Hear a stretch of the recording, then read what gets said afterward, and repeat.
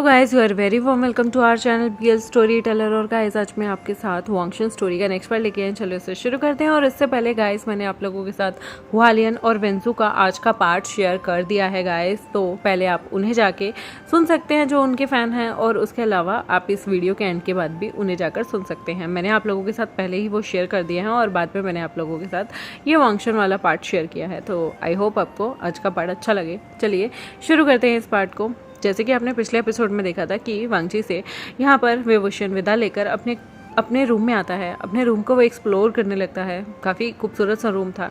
यहाँ पर कुछ लैंड डिसाइपल भी उसका सामान रखने में उसकी मदद करते हैं और वो उन्हें प्यार से बो करके उन्हें वापस भेज देता है। यहाँ पर वो अपने रूम को देखने लगता है।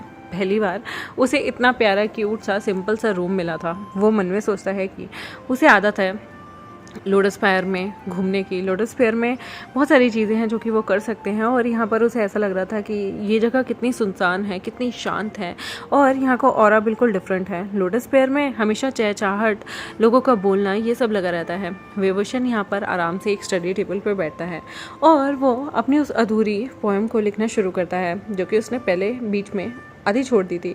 उसके बाद वो उसे लिख ही रहा होता है कि तभी उसके डोर पे नॉक होता है। उसके डोर पे जैसे ही नॉक होता है ना, तो यहाँ पर वो देखता है कि यहाँ पर कोई और नहीं बल्कि लवांगची आया था।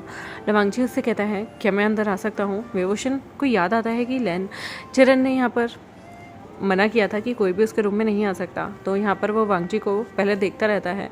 वांगची कहता है मैं तुम्हें बस ये गर्म सूप देने आया हूँ। यहाँ पर विभूषण जो है वो मुस्कुराता है और उसे अंदर आने के लिए कह देता है। वांगची के हाथ जल रहे थे क्योंकि सूप बहुत गर्म था, तो यहाँ पर वांगची जो है वो उसे लाकर बेंच पे रख देता है और वो देखता है कि वांगची जो है उसे थोड़ी स्वेटिंग आ रही है। तो विभूषण उससे पूछता है तुम ठीक हो। विभूषण यहाँ अपना हैंकरचीफ उसे यहाँ पर देता है और वांगची को कहता है कि अपने माथे का इशारों में बोलता है माथे का पसीना पोंछ लो। यहाँ पर वांगची जो है वो उसे थैंक यू कहता है, उसका हैंकरचीफ लेता है। वांगची जो कि यहाँ पर विभूषण ने जो उसे इतना प्यारा गिफ्ट दिया था ना, हीलिंग लाउजू का, उसे देख के काफ़ी खुश था। तो वो यहाँ पर विभूषण से पूछने लगता है तुम कुछ लिख रहे हो।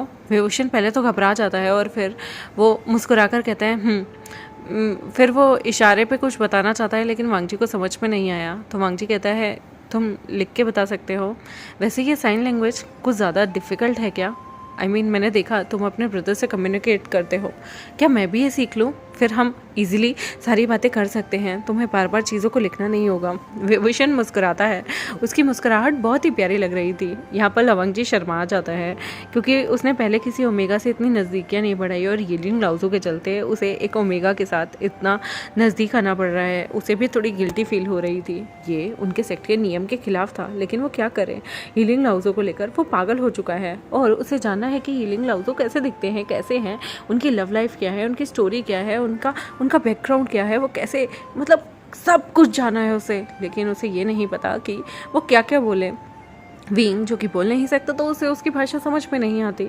ये एक छोटा सा बैरियर है इन दोनों के बीच में। यहाँ पर विंग लवांगची को अपना पेपर दिखाता है। पेपर पे वो एक पोइट्री लिख रहा था जो कि सिर्फ अभी उसने 3-4 लाइनें ही लिखी हुई थी, अधूरी सी थी। लवांगची उन लाइनों को पढ़ने लगता है। उन लाइनों को पढ़ के कहता है तुम भी लिखते हो? ओह, मैं तो भूल ही गया था, तुम हीलिंग लाउजू के अंडर उनके स्टूडेंट हो ना, शायद तुम भी लिखते हो। बट तुमने 4 लाइनें लिखी हैं, पर ये बहुत खूबसूरत है। तुम किस बारे में लिख रहे हो? विंग यहाँ पर मुस्कुराता है और उसे इशारों में बताता है, पर वांगची को कुछ समझ नहीं आता। वांगची बेचारा शर्मिंदा हो जाता है। वो ऑफेंड नहीं करना चाहता था विंग को, विंग की फीलिंग्स को हर्ट नहीं करना चाहता था, लेकिन विंग मुस्कुराते हुए उसे कहता है कोई बात नहीं, घबराओ मत। और वो यहाँ पर मतलब ये बड़े ही पोलाइट मैनर से कहता है और लिखकर यहाँ पर वांगची को देता है। वांगची को उसने लिख के दिया था कि मैं पोइट्री कर रहा हूँ, एक लव स्टोरी मैंने पढ़ी थी। मैंने यहाँ नहीं बल्कि बाहर के राज्य की एक स्टोरी पढ़ी थी, बस उसे ही मैं अपनी पोइट्री में उतारा हूँ। वांगची यहाँ पर कहता है लव स्टोरी को? क्या लव स्टोरी बहुत खूबसूरत होती हैं? मतलब मैंने हीलिंग लाउजू की स्टोरी पढ़ी है और मैं जानता हूँ वो बहुत सारी चीज़ों से इंस्पायर्ड है, बट क्या रियली में लव होता है? यहाँ पर वांगची जैसे ही इनोसेंटली विंग से ये क्वेश्चन करता है, विंग मुस्कुराने लगता है। विंग यहाँ पर वांगची से कहता है क्यों, क्या तुम्हारी कोई ओमेगा फ्रेंड नहीं है? ओमेगा गर्लफ्रेंड या फिर प्रेमी या कोई भी? तो यहाँ पर वांग जी सिर हिलाकर मना करता है और कहता है मेरे सेक्ट में ये सारी चीज़ें फॉरबिडन हैं। जब तक हम एक एज तक नहीं आ जाते तब तक हम ये सब नहीं कर सकते, और उसके बाद हमें सीधा उस इंसान से शादी करनी होगी। हम किसी के साथ झूठे वादे नहीं करते हैं, लेंस सिर्फ एक बार प्यार करते हैं। और यहाँ पर वांग जी कहता है और मैं ऑलरेडी किसी से प्यार करता हूँ। यहाँ पर विंग जो था वो वांग जी की ऑनेस्टी देख के हैरान था। वांग जी इतना खूबसूरत है, और विंग थोड़ा सा सैड फील करता है और वो पूछता है वो कौन है, क्या वो बहुत लकी हैं। यहाँ पर वांग जी कहते हैं वो इंसान बहुत लकी है जिससे मैं प्यार करता हूँ, पर मुझे नहीं लगता वो मुझे मिलेगा। विंग यहाँ पर पूछता है क्यों। वांग जी यहाँ पर कहते हैं क्योंकि उसके स्टूडेंट तुम हो। विंग यहाँ पर हैरान हो जाता है और कहता है स्टूडेंट मैं हूँ। फिर वो ज़ोर ज़ोर से हंसने लगता है और कहता है तुम यीलिंग लाओज़ू से प्यार करते हो। विंग जो कि जानता था कि यीलिंग लाओज़ू तो वो खुद है और ये इंसान उसे कह रहा है कि ये उससे प्यार करता है। विंग की हंसी रुक ही नहीं पा रही थी। वांग जी कहता है तुम मुझ पे हंस क्यों रहे हो, मैंने गलत क्या कहा। विंग कहता है नहीं नहीं, तुमने कुछ गलत नहीं कहा, वो बस ऐसे ही मेरी हंसी निकल गई। वांग जी कहता है तुम बहुत मीन हो रहे हो, तुम इस तरह से मेरी फीलिंग्स को हर्ट नहीं कर सकते। तो क्या हुआ, क्यों मैं यीलिंग लाओज़ू से प्यार नहीं कर सकता। वो कितने अच्छे हैं, कितनी अच्छी पोइट्री लिखते हैं, मुझे बस उन्हीं से प्यार है, मैं बस उन्हीं के बारे में सोचता हूँ। विंग मुस्कुराता है और कहता है यीलिंग लाओज़ू से तुम प्यार नहीं कर सकते। यहाँ पर वांग जी कहता है क्यों नहीं कर सकता, तो क्या हुआ, अगर वो अल्फ़ा हुए तो। मेरे लिए मेरा फर्स्ट लव और मेरा सब कुछ वही है। मुस्कुराकर विंग कहता है ओह तो तुम्हें यीलिंग लाओज़ू से शादी करनी है। तब वांग जी कन्फ्यूज़ हो जाता है और वो अचानक से कहता है अगर यीलिंग लाओज़ू मुझसे शादी करना चाहेंगे तो ये मेरा सौभाग्य होगा। विंग फिर से ज़ोर ज़ोर से हंसने लगता है। वांग जी कहता है तुम हंस क्यों रहे हो। विंग कहता है यीलिंग लाओज़ू अगर बहुत बुजुर्ग हुए तो। वांग जी कहता है मैंने अभी शादी के विषय में कुछ सोचा नहीं है। वो बेचारा एम्बैरस हो रहा था और विंग उसे और भी ज़्यादा पंगे ले रहा था। पता नहीं क्यों विंग को यहाँ पर लंजा को एक टीज़ करना ना बहुत अच्छा लग रहा था। यहाँ पर वो कहता है तुम बार बार मेरा मजाक उड़ा रहे हो, मैं तुमसे बात नहीं करूँगा। मैंने तो तुम्हारी हेल्प की थी क्योंकि मुझे लगा था कि तुम यीलिंग लाओज़ू के हो, पर तुम बहुत बुरे हो, तुम मेरा मजाक उड़ा रहे हो। विंग यहाँ पर मुस्कुराता है और कहता है मुझे माफ़ करो, मैं बस तुम्हारी टांग खींच रहा था, तुम्हें यीलिंग लाओज़ू से प्यार नहीं होना चाहिए। यहाँ पर वो कहता है क्यों, यीलिंग लाओज़ू से प्यार क्यों नहीं होना चाहिए। तो वो कहता है कि बस ऐसे ही, मुझे लगता है कि तुम्हें नॉर्मल इंसान से प्यार करना चाहिए, यीलिंग लाओज़ू को किसी ने नहीं देखा। यहाँ पर वांग जी कहता है पर तुमने तो देखा है। विंग कहता है बट फिर भी मैं तुम्हें यही कहूँगा, यीलिंग लाओज़ू को भूल जाओ। वांग जी कहता है कभी नहीं, मैं उन्हें कभी नहीं भूल सकता, वो मेरा फर्स्ट लव है। कहूँ तो मुझे ऐसा लगता है उनकी किताबें पढ़ के कि मैं ऑलरेडी उनसे कहीं ना कहीं कनेक्टेड हूँ। ये वांग जी की ऐसी बातें सुनकर ना विंग को और भी ज़्यादा हंसी आ रही थी। विंग यहाँ पर वांग जी के सिर पे स्क्रॉल मार देता है। वांग जी कहता है तुम मुझे क्यों मार रहे हो। वांग जी और विंग यहाँ पर ऐसे ही एक दूसरे के साथ थोड़ी नोकझोंक करते हैं। वांग जी जो हमेशा सीरियस रहता था, यीलिंग लाओज़ू का नाम आते ही उसके चेहरे पे एक ब्लश होता था जिसे देखकर विंग का और भी टीज़ करने का मन करता था, क्योंकि विंग जानता था कि यीलिंग लाओज़ू तो वही है।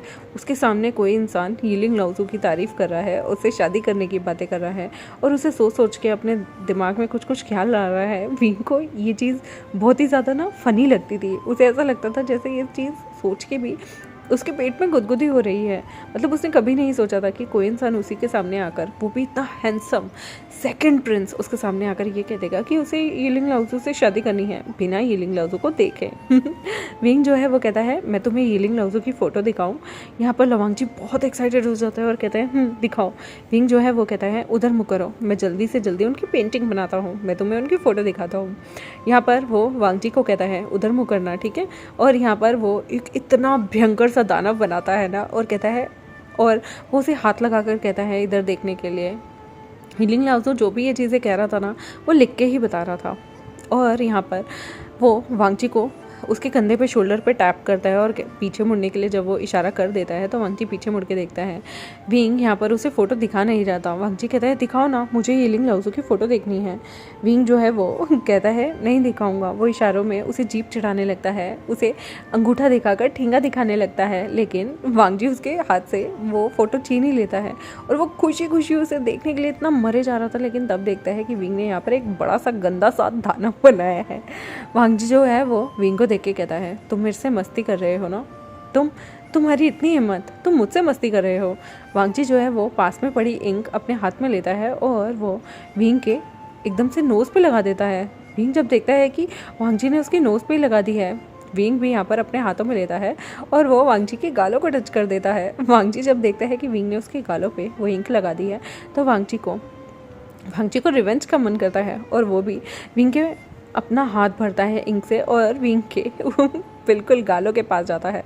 वो विंग के गालों को अपने दोनों हाथ से इंक से लगा देता है, लेकिन जब वो विंग की स्किन को टच करता है ना, उसे एक करंट सा महसूस होता है। विंग को वो चेहरे से लेकर गर्दन तक छूता है और गर्दन तक वो इंक लगा देता है, लेकिन उसे एक अजीब सी कंपन होती है। यहाँ पर विंग जो है वो वांग जी को कॉलर से पकड़ लेता है। वांग जी के कॉलर पे इंक लग गई थी। उसके बाद वांग जी भी विंग को यहाँ पर जानबूझकर पटक देता है और विंग के ऊपर आके बैठ जाता है। ये पोजीशन बहुत ही ऑकवर्ड पोजीशन थी। विंग जो है वो यहाँ पर वांग जी को अपने ऊपर से हटने के लिए कहता है, मतलब इशारों में, लेकिन वांग जी को समझ नहीं आता कि तभी यहाँ पर जंगछा की एंट्री होती है। जंगछा देखता है कि वांग जी और विंग किस तरह से एक दूसरे से ऐसे अजीब से पोजीशन में हैं। वो ज़ोर से चिल्लाता है, सेकंड जेड मास्टर, यंग मास्टर, लवांग जी, ये क्या कर रहे हो तुम? उसकी आवाज़ सुनकर लवांग जी डर जाता है और पीछे हो जाता है। विंग भी घबरा जाता है। विंग यहाँ पर जंगछा को इशारा करता है कि ऐसा कुछ नहीं है जो तुम सोच रहे हो, लेकिन जंगछा को बहुत गुस्सा आता है। वो सीधा जाकर वांग जी को पंच मार देता है और कहता है, मेरे ब्रदर से दूर रहना, खबरदार जो अपनी गंदे इरादों को मेरे ब्रदर के पास लेके आए तो मैं तुम्हें जान से मार दूंगा। तुम कर क्या रहे थे? तुम करना क्या चाहते थे? विंग, दिखाओ मुझे, कहीं इसने तुम्हें चोट तो नहीं पहुँचाई? विंग, क्या तुम ठीक हो ना? इसने तुम्हारे साथ कुछ गलत? विंग यहाँ पर इशारों में कहता है, नहीं, कुछ गलत नहीं हुआ है। विंग की तो आंखों में आंसू आ गए थे। वो यहाँ पर लवांग जी से इशारों में पूछने लगता है, तुम ठीक तो हो ना? वांग जी जो कि यहाँ पर डर गया था, वो वहाँ पर अपना उठता है, अपनी बिचिन लेता है और वहाँ से चला जाता है। वांग जी को लगता है कि शायद उसने सारी आज हदें पार कर दी। उसे विंग के साथ इतना ज़्यादा फ्रेंडली नहीं होना चाहिए था। विंग एक ओमेगा है और इस पोजीशन में ओमेगा के साथ एक अल्फा का पाना, उसे ऐसा लग रहा था जैसे उसने बहुत गलत कर दिया है वांग जी ये भी भूल गया था कि उसके चेहरे पे अभी इंक लगी है। पता नहीं क्या हो जाता है उसे कि वो सीधा यहाँ से जाकर वॉल ऑफ रूल के आगे घुटने टेक के बैठ जाता है। सारे लोग यहाँ से निकलते बढ़ते देख रहे थे कि जेड प्रिंस को ये क्या हो गया है। उनके गालों पे और उनके कपड़ों पे इंक के हाथ हैं। ये क्या हुआ है? वांग जी को खुद नहीं पता था। वांग जी को लगता है कि उसने विंग के साथ गलत किया है। विंग के साथ अगर वो और भी मस्ती करता तो विंग तो वैसे भी नहीं बोल सकता था। वांग जी को ऐसा लग रहा था जैसे उसने एक भारी मिस्टेक की है। वो यहाँ पर घुटनों के बल बैठ जाता है और वो बैठा ही रहता है जब तक उसके शिफू और ब्रदर नहीं आते। उसके शिफू और ब्रदर पूछते हैं, वांग जी, तुम आखिर घुटनों के बल क्यों बैठे हुए हो? क्या हो गया? तो वांग जी यहाँ पर कहता है, मुझसे एक बहुत बड़ी मिस्टेक हुई है। आज मैं विंग के रूप में जा रहा था। मैं उसे सूप देने गया था क्योंकि उसने मुझे हीलिंग लाउजू के कुछ चीज़ें ला के दी थी। जैसे कि आप जानते हैं, मैं उसे बहुत पहले मिला था और हीलिंग लाउजू के बारे में बहुत पहले ही उसने मुझे वो जेट टोकन दिया था, जो कि आपको याद होगा, टसल वाला। और अब मैं उसके कमरे में गया तो हम मस्ती करने लगे। वो मुझे हीलिंग लाउजू की पेंटिंग दिखाने लगा, लेकिन वो पेंटिंग की जगह वो ऐसे ही मुझसे मस्करी कर रहा था और हमें पता ही नहीं चला। हम एक दूसरे से मजाक करने लगे और एक दूसरे के ऊपर हमने इंक भी लगा दी। हमारी मस्ती इतनी बढ़ गई कि हम एक दूसरे को ऐसे ही मस्ती में मार रहे थे, लेकिन एक पोजीशन गलत हो गई। मैंने विंग को ज़मीन पे हल्का सा धक्का दिया और मैं उसके ऊपर आकर उससे और भी ज़्यादा लड़ रहा था, लेकिन इस पोजीशन में हमें यंग मास्टर जियांग ने देख लिया और उन्हें लगा कि मैं उसके साथ बदतमीज़ी कर रहा हूँ। अंकल, मेरा कुछ भी ऐसा इरादा नहीं था, मैं सच कह रहा हूँ। वांग जी यहाँ पर बैठा हुआ था और कहता है, मैंने सच में कुछ नहीं किया, मेरे मन में कुछ भी नहीं था। वो एक ओमेगा है, मैं अपनी मर्यादा जानता हूँ। प्लीज़ अंकल, मुझे माफ़ कर दें। क्या मुझे एंचेस्टर माफ़ करेंगे? यहाँ पर वो सारे के सारे कहते हैं, सब देख रहे हैं वांग जी, उठो यहाँ से। वांग जी कहता है, नहीं, मुझसे मिस्टेक हुई है अंकल, क्या आप मुझे माफ़ करोगे? यहाँ पर चरण जो है वो कहते हैं, वांग जी, तुम इनोसेंट हो। देखो, तुम्हारे मन में कुछ था भी नहीं और तुमने यहाँ पर आकर गिल्टी खुद को फील किया और सज़ा ले ली। इससे ऊपर प्रूफ क्या होगा कि तुम इनोसेंट हो? जाओ, अपने फेस को साफ़ करो, अपने आप को क्लीन करो, अपने कपड़ों को धो। और मुझे नहीं लगता तुमने कुछ गलती की है, लेकिन आइंदा चीज़ों का ख्याल रखना। एक अल्फ़ा और एक ओमेगा के बीच में एक मर्यादा बन के रहनी चाहिए। यहाँ पर वांग जी गहरी सांस लेता है और वो करके आगे बढ़ जाता है।